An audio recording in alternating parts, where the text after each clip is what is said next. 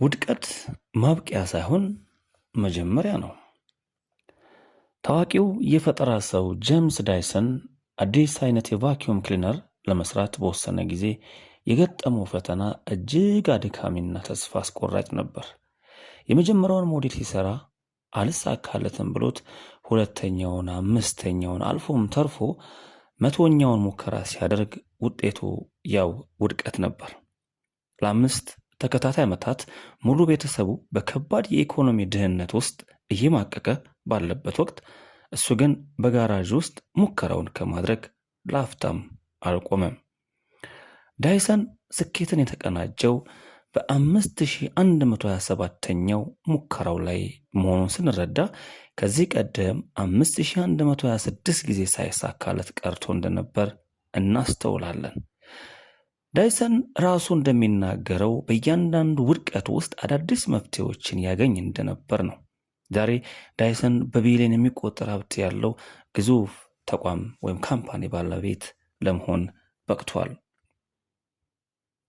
ውድቀት ማለት በህይወት ጉዞ ውስጥ ማቆም ወይም እጅ መስጠት ሳይሆን ውጤታማ ወደ ሆነው መንገድ ለመድረስ የሚደረግ የመማር ሂደት መሆኑን ይህ ታሪክ ያስገነዝበናል። ጄምስ ዳይሰን 5000 ጊዜ መውደቁን እንደ ሽንፈት ሳይሆን 5000 ጊዜ አዳዲስ ትምህርቶችን የማግኛ ዕድል አድርጎ ተጠቅሞበታል። ዛሬ ስንተኛ ሙከራ ላይ ነህ? ምናልባት 10ኛ ወይም 100ኛው ላይ ትሆን ይሆናል። ነገር ግን እንደ ዳይሰን ጽናት ካለ ገና ብዙ ስኬት ዕድሎች ከፊት ይጠብቁሃልና ተስፋ ቆርጠህ አትቁም። ኦፕራ ዊንፍሬን እንኳን ስንመለከት የተወለደችው እጅግ ድሃ ከሆነ ቤተሰብ ሲሆን በልጅነቷም ልብ የሚሰብር ግፍና መከራ ደርሶባታል። በቴሌቪዥን ጣቢያ ውስጥ የሥራ ህይወቷን ስትጀምር አለቆቿ ለቴሌቪዥን ስራ አትሆኝም በማለት ከስራ አባረሯት። ኦፕራ ግን እነርሱ ያላትን አሉታዊ ትችት እንደ እውነት ከመቀበል ይልቅ የራሷን የውስጥ ጥሪ ለመከተል ወሰነች። ዛሬ ኦፕራ የዓለማችን እጅግ ተጽዕኖ ፈጣሪ ሴት፣ የሚሊዮኖች ድምፅና ቢሊዮነር ለመሆን በቅታለች። ያ የጥንት መከራዋና ውድቀቷም የዛሬዋ ጥንካሬዋ ዋነኛ ምንጭ ሆኖላታል። ሰዎች በዚህ ቦታ ወይም ለዚህ ስኬት አትሆንም ብለው ቢያጣጥሉ ገና ያንተ የሆነውን ትልቅና ሰፊ መድረክ ለማየት የሚያስችል እይታው ያላቸው ማለት ነው። ያንተን እውነተኛ ዋጋ የሚወስነው ያንተ የማያወላውል ጽናት እንጂ የሌሎች ሰዎች ጊዜያዊ ንግግር ወይም ግምገማ አይደለም። ሰዎች አትችልም ስላሉ ብቻ ተደብቀ ከሆነ መድረክ አሁንም ከፊት ክፍት መሆኑን ተረድተ በድፍረት ውጣና አቅምን ለዓለም አሳይ። የፎርድ ሞተር መስራች ሄንሪ ፎርድ የመጀመሪያውን መኪና ለዓለም ከማስተዋወቁ በፊት 2 ጊዜ ሙሉ ለሙሉ ከስሮ እንደነበር ብዙዎች አያውቁም።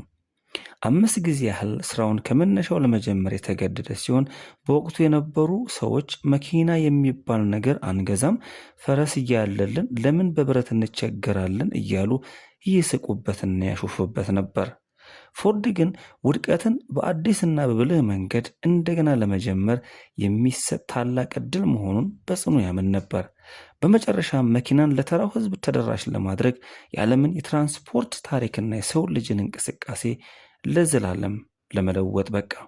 ኪሳራ ወይም ውድቀት ማለት የህልም ፍጻሜ ሳይሆን በአዲስ ዕውቀትና ብስለት ለመነሳት የሚሰጥ የቤት ሥራ መሆኑን መገንዘብ ይገባሃል። ከደረሰብህ ውድቀት የተነሳ ተስፋ ቆርጠህ ከሆነ ሄንሪ ፎርድ 3 ጊዜ ከስሮና በሰዎች ተሳልቆ ደርሶበት ካልቆመ አንተም ዛሬ በአዲስ ጉልበትና እውቀት ተነስተህ ጉዞውን መቀጠል ትችላለህ። ውድቀት አዲስ ስልት የምንቀይስበት መማሪያ ክፍላችን ነው። ዛዲጋ አብርሃ